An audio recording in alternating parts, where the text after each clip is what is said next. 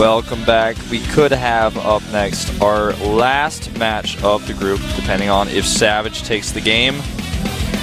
If Savage takes it here, then he and Fantasy, they will both advance to Codes. Trust, he has to win it, not only for himself, but also for Yoda. Savage, Trust, Yoda and Fantasy, they all could still drop down to Code. The only one whose fate is already decided is Golden. He is 0-3. He is out. He will be in Code next season, that's for sure. Yep. Well, Savage looking great so far today. You know, hitting a really nice timing and then just playing a very well-scouted game against Yoda. Not much else to say about that. We didn't really take any risks. And I favor him, to take out Trust here. Trust has a tough game ahead of him, but it is on a good map for this matchup for him to Alkkion Wastes. Yeah, Savage looking strong so far, and I really like his style quite a lot. He looks also calm and collected, very confident in his abilities here, and so he should with the 2-0 in the group. He has a very good spot here. Trust looks a little bit nervous. We're heading now into the game. It could be the last one of the day here, the GSL up and down Group B. Let's find out if Savage can win, not only for himself, but also for Fantasy. Get the GSL with Carl on Wolf.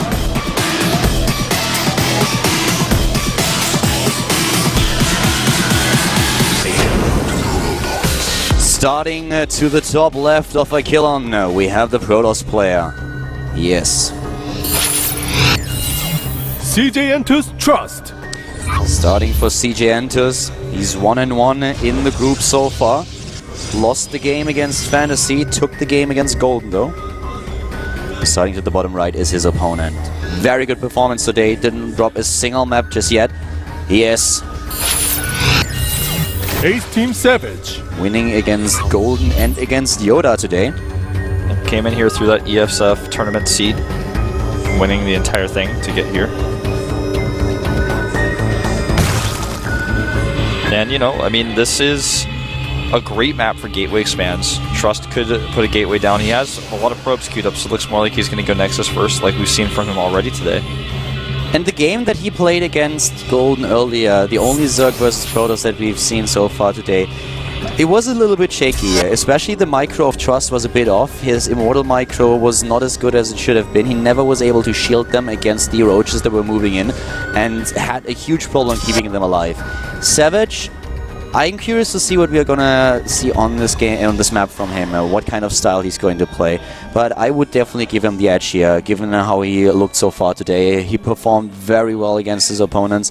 And now we have, as you already said, Trust heading into this Nexus first against Savage's Pool into Hatch. Yeah, Pool into Hatch here. Very standard, almost as standard as it gets. He doesn't send a drones cut out in this particular game, but with the timing of the Pool, he's safe against even a 2-gate proxy, really. There's the Forge in the main. And Forge in the main, that's what we also had the first time that we saw Trust play. So always the one pylon in the base going for the Forge in the main. It's a bit of a style where you try to hide if you're going for upgrades or not. And the Golden, for example, also assumed at the beginning of the last game that there was actually a gateway in the main base. Yeah. Or basically a gateway opening, not in the main. Just played a little bit too cautiously. I wonder if we'll see the same build coming out of Trust with the Stargate into Phoenixes. Could definitely see that. Overlord is now spotting what's happening at the front, and with the timings, Savage should now realize that there was a Forge in the main, and yes, he does. He goes for the Hatch immediately. If he would have assumed that there is only opening with a gateway, he would have not gotten this third so early. Yeah, he sees the gateway with his Overlord, so he's like, alright, that's your gateway timing. Sees the cannon as well. So even though he doesn't literally see the Forge, he knows, and he will not really be able to easily see whether +1 is being researched. That's one of the advantages of this build. Yeah. He saw, of course, also the cannon, therefore he knows that there's a Forge. Yeah. And we have a very early third for him as a result, and now he's just going to go in to a straight-up style. I don't know really what Savage favors in the mid-game. I would really like to see what we are going to see from him. If he's going into a massive Mutalisk play, if we just see him go into a standard composition, or maybe even like Swarm Host. Yeah, Swarm Host would be cool to see on this map. Very, very aggressive scouting as usual from Savage. Wants to make sure he knows if there's going to be a fast third, which we have seen so many times on this map, just simply because it's easy to kill those rocks, get the full wall up. Very like in Tuned Valley in that sense. Probe goes down here. He wants to find out if Savage is taking the third base to the right side or not. Probe is already being hunted down here. this early-on battle that we always have between Zerglings, and I really like how the Zergling is trying so hard. I mean, it's like the probe just doesn't care. It's like Queen cares though. Queen says no. The Queen cares, and there's no way, but he knows now. +1 attack upgrade coming up here for Savage. He's not scouted, but the Overlord is getting closer.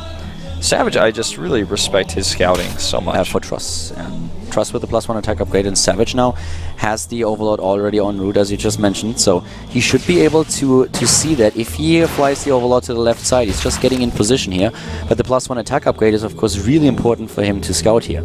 Yep. He needs to know that, especially since now the additional gateways are being built by Trust. We'll add 3. Yeah. Ooh, even goes to 5 gateways in total. If Savage sees those, really early Roach Warren, by the way, for him here. He's going to see the +1 no matter what. There's nothing to stop him. He sees the +1, 5 additional gates being built. He's going into an all-out gateway attack. And the Overlord should actually be able to see these gates. He will. He will see the gateways. He has the Zerglings building. Oh my god, Savage is in a really good spot. 46 harvesters. He never overcommitted to the harvester count. He sees the gateways. Jesus Christ, this guy is a scouting genius against Yoda already, and now he does the same thing against Trust. Remember, he doesn't have Zergling speed though, so he's having a little bit of trouble here dealing with these Stalkers. But obviously on creep, that's going to be a different story. Oh, if he could get that pylon, it would be huge. I don't think it's a good idea to stick around up here too long with that's a lot of his Zerglings. Savage is like a guy who someone implemented a map hack into his brain. The guy has like, he has the Sharingan. Yeah. He is just knowing exactly where to be at all times to see everything his opponents are doing. Probe is gone, no more forward pylons. Roach is on the way, speed is getting closer. To me, Savage is now the Sharingan Zerg player. And he's trying to move in here. Of course, with the Mothership Core, you can always recall, and that's what eventually is going to happen. No, he's dropping the Time Warp. Yeah, this is 2 all in. I mean, he went into, in total, 8 gateways. He's got no backup plan here. Speed is not done just yet, but round after round is being produced by Savage. He's walking in with the Queen to hit another round of inject. There are no force fields here with this army, only Stalkers and Zealots, and more Roaches and Lings are going to appear in a second, and speed is done. Speed is done. He traps him here. No recall available. He used his energy earlier. Good trap on the Stalkers, allowing the Roaches to do the maximum amount of damage here. And this is just, there's no way. A 30 supply lead already for Savage here. He's moving in, taking down every single Stalker that he can reach. The Queens are moving back for another round of injects. He needs to pull back, units coming in, waiting for the next round of Zerglings. The Spinecrawler is still there, will be destroyed in a second. But with the injects that he has, he should be able to hold this. And the +1 really hurting him against the Lings, but now finally the Zealots are gone. He traps him here. Yeah, there's no blink, no nothing. The Stalkers are going down. The Roaches taking them out one by one. And yeah, he's just dropping in supply more and more. But now another round of Zealots, and he needs to go into more Roaches to deal with them. With the +1 attack upgrade, he cannot rely on Lings against it. I think if he's micros his Roach as well here with the Lex Lings coming down, I think he will be fine. Would like to see 1 or 2 more spines from him. The production is just so much better for Savage with all the saturation he has at that third base. Yeah, he's nearly doubling the supply now of Trust. And Trust is warping in another round of units, this time against Zealots. But just look at the amount of Roaches that we have here. This is, there's no way that he can take this. He's just ignoring the Zealots, targeting down Stalker after Stalker. Now he can kite forever, and this is game. Yeah, the rest of the Lings are now heading in, and he's pushing the Trust back, and he's even taking down the pylon. And without the pylon, there is no way this aggression is going to hold. I mean, these are the desperation assimilators. The asimilators that say, well, I guess I got to try something else here. Savage is transitioning out of it, going straight into Leia, going into additional harvesters. He's putting on aggression with the units that he has. Trust is trying to stay in this game. It's his only chance. He comes to warp in to close the gap at the wall. The Roaches coming through, that's too much. GG. And Savage, along with Fantasy, will advance to the OSL. Congratulations, really well done. Great play here by Savage today. He won that mini tournament, that ESF tournament that gave him the seed today. And he advances. The Sharingan Zerg, he pulls it off, and Fantasy happy that he doesn't have to play any additional games. The scouting of Savage just is exceptional. He always sees what's going on, and today we have never seen him overcommit once. He wasn't too greedy. His decision making is just incredible. Yeah, I mean, guys, this guy was somebody that we saw in the group. We were like, not sure how he was going to do. He got that really, really good seed. He's making Fangirl scream right now behind us. But he's just the guy you don't expect, the guy you have to watch out for, the one who is watching out for everything with his excellent scouting. A bit the dark horse because he won that mini tournament, and there were so many good players in there that you have to be good to pull that off. And I feel he might even have been a little bit underestimated by his opponents, but he made them pay. 3-0 in the group, same score as Fantasy, both of them advancing now to Code S, and I can't wait to see him in Code S. I mean, he might not have the experience there, but I definitely want to see if he can just make an impression there, and if he can advance to the round of 16, or if he will be demolished in the round of 32. It's going to be definitely very interesting to see how he's going to develop. Yeah, I mean, this is his first time playing the studio here, and then now he's going to have to go to another studio to play in the OSL, and it's going to be a little bit weird, you know, a lot of changes going on for him, but he's certainly showing that no matter where he's playing, he is scouting, and he is preparing for his opponents. Really, really solid play. I love to see him, you know, in Code S in the OSL. In the Premier League. Very well done here by Savage. Trust, on the other hand, he's of course now dropping down to Code A, as is Golden and also Yoda. Yoda, a player that a lot of people expected to go straight back to Code S. He advanced to the round of 16 in the last season.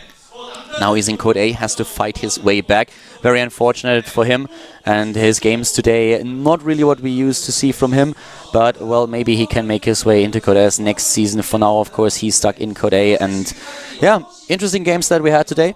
Yeah, two players dominating the group. Very straight up with the two players dominating. You know, sometimes you have this in the up and down group where two players just look like they're on an entirely different level from everybody else in the group, and that's what we had today. And, you know, it's not to say that we had only one-sided games, but there was just a clear difference in skill. Yeah, especially for Savage. I mean, in the first game against Golden, he hits a timing and wins the game. Then against Yoda, he gets a perfect scout and makes all the right decisions from then on out. Had a huge lead in the game. And also against Trust now, scouting once again everything for him. Moving in, seeing all the gateways, knows what's going on, sees the +1 attack upgrade, not overcommitting to drones and just playing it from there. Never missing his injects, always moving back with the queens to hit another inject so that he has the production. Advanced to Code S, so congratulations. And we're having a quick look at the overall results of the game, of course. Check out the scores of everybody here. Fantasy and Savage going 3-0. They will advance to the OSL directly, and the rest of the players, Trust, Yoda, and Golden, all with negative scores, will be in the Challenger League. Yeah, and of course tomorrow we have another round of games for you. We have another group. We have Group C with Hurricane, Marine King, First, True, and MVP Bang, the second player to win one of the seeds by winning the ESF tournament. Yeah, one of those players you do not want to underestimate. He's an ESF player this time from MVP, and I'm looking forward to seeing what he's going to bring to the table, especially after how good Savage played today. Yeah, Marine King, of course, a player that a lot of people are watching now. Yeah, Marine King is one of those Prime players. The Prime is having a tough time right now, and you know, he's like a player like DRG, considered to be one of the top players in the entire world, and now not very many people are left to actually look at him that way. Maro at least already in Code S, and I feel if Marine King tomorrow fails to advance to Code S, then it's about time that he passes his title on to his disciple. But we're going to find out tomorrow, of course, once again at 6:10 p.m. Korean Standard Time. So, guys, tune in. We're done for the day now. I hope that you enjoyed the show and the games, and we're going to see you guys tomorrow with another round of the GSL Up and Downs. 4 kids laid it down the line.